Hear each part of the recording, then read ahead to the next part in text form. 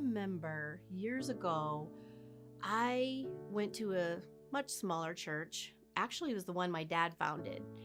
And I love the church. The church was my family. I did whatever needed to be done, cooking, cleaning, whatever. It was my life.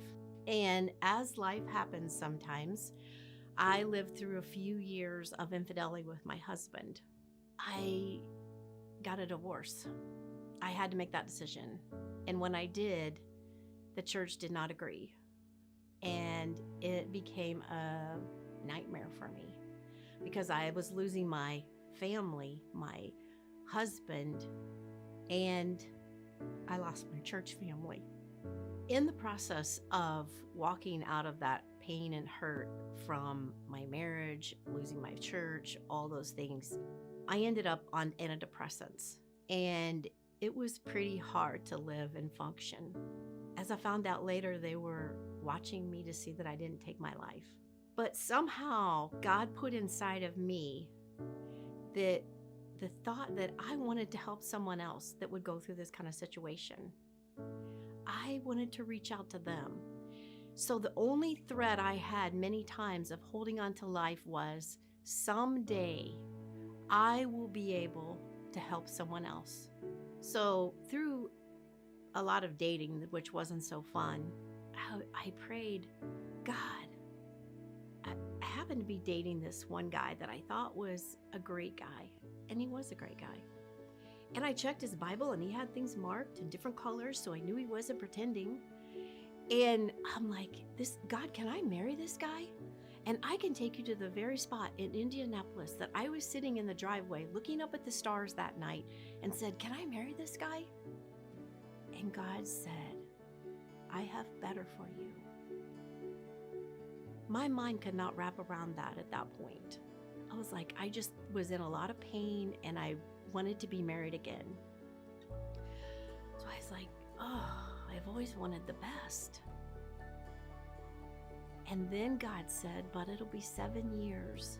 And I just proceeded on to do life my own way and date other guys and try to find a great husband and father for my daughter. And I ended up meeting this guy, and he was such a nice guy, and we met through the Chamber of Commerce. We were both leaders in the city, and so we became friends, platonic friends, for about a year. We were just best friends, and I just come to see that who he said he was is how he acted. After about a year of that, we started dating, and we dated for a year. And then I remember saying, God, I either need to break up with this guy or it's going to be who you want me to marry, because somebody's going to get hurt and I don't want anyone hurt and I don't want to be the reason someone's hurt. And God said, it's him. And then it dawned on me, how long has it been? It had been 7 years. This was my husband. It was 7 years. God prepared us, brought us together. We got married, and life has been really good for us. God really planned us. So as we got married, we got involved in the Vineyard Church in Indianapolis. It was a non-judgmental place. I think it was the first church I'd ever experienced where I didn't have to be a certain way to come. That however I came, I was invited, I was loved. And we said we want a small group for broken people because we have been broken in our lives and we know we can help broken people. That gave me a place, gave us both a place to give back. And then my husband got transferred to Champaign-Urbana, Illinois. And our first thing was, oh my gosh, is there a Vineyard Church?